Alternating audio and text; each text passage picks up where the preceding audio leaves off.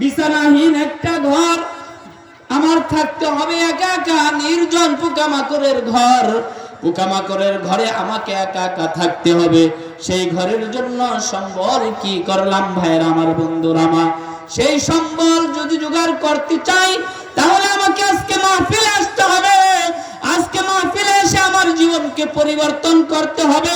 আমি ওই পোকা ঘরে, ওই পোকামাকড়ের ঘরে, একটা জানালা দরজাবিহীন একটা ঘরে থাকতে যাই, তাই আরাম যদি চাই তাহলে আমাকে অবশ্যই এই দেবাসাই বাইতুল আমান মসজিদের মাহফিলে অবশ্যই আসতে হবে। কেন আসতে হবে? কারণ আমি এখানে থাকতে পারবো না। আল্লাহ রাব্বুল আলামিন কাল কিয়ামতের দিন আমাকে কোনো উসিলা দিয়ে কি করবে? উসিলা দিয়ে আমাকে পার করে দিবে। আমার কোনো উসিলা আছে কিনা? কোরআনুল কারীমের ভাষায় আল্লাহ রাব্বুল আলামিন বলেন, ইয়া আইয়ুহাল্লাযীনা আমানুত্তাকুল্লাহ, এই ইমানদার মুত্তাকিন বান্দারা তোমরা আল্লাহকে ভয় করো। ওয়াবতাগু ইলাইহিল ওয়াসিলা, তোমরা ওসিলা খোঁজো, ওসিলা খুঁজা আল্লাহ তোমাদেরকে জান্নাতের পথ দেখায়া দিবে। কেমন ওসিলা? একটা ঘটনা হাদিসের মধ্যে একটা ঘটনা লেখছেন। তিনজন লোক আরব দেশে, তিনজন লোক পাহাড় দেশে, পদদেশে হাঁটতেছে। এমন সময় ঝড় বৃষ্টি শুরু হয়ে গেছে। এই তিনজন লোক ঝড় বৃষ্টি হওয়ার কারণে দৌড়াইয়া পাহাড়ের গুহার মধ্যে চলে যায়। পাহাড়ের গুহার মধ্যে যখন যাইয়া তারা প্রবেশ করছে, আর ওই পাহাড়ের উপর থেকে একটা পাথর এসে ওই পাহাড়ের গুহার মধ্যে আটকা পড়ে গেছে। পাথরের গুহাটা বন্ধ হয়ে গেছে। বন্ধ হয়ে যায়, সূর্যের আলো বন্ধ হয়ে গেছে। সূর্যের আর কিরণ দেখা যায় না, আলো দেখা যায় না।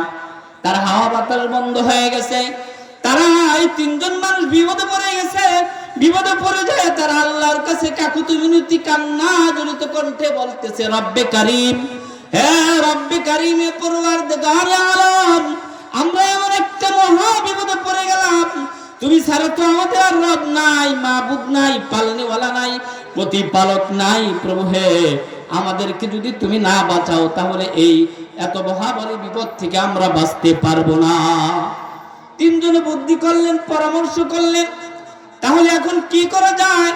নিজেরা অনেক চেষ্টা করে ওই পাথরটা সরানোর জন্য অনেক চেষ্টা করছে। এত বড় পাথর সরানোর মতো তাদের কুওয়াত নাই, শক্তি নাই, ক্ষমতা নাই, কুওয়াত নাই, শক্তি নাই, পাথর লড়াইতে পারে না। এক একজন এক একটা উসিলা খুঁজতেছে কিভাবে এই পাথরটা কি করতে হয়, সরানো যায়। এবার তিনজনে বুদ্ধি করলো, পরামর্শ করলো, ভাই আমরা আমাদের জীবনে এমন কোন নেক আমল করেছি কিনা দেখো তো, একটু মনে কইরা। তখন একজন বলে যে হ্যাঁ, আমি তো একটা নেক আমল করেছি। সে নেক আমলটা কি? আজান হইতেছে।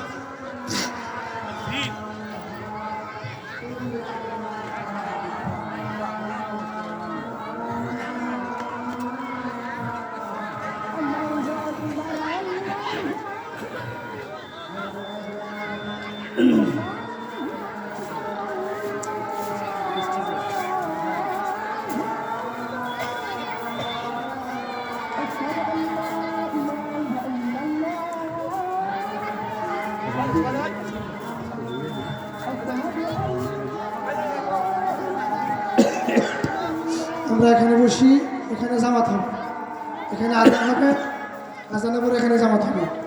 আমরা আলোচনা শেষ করি, এরপরে আমরা এখান থেকে উঠি।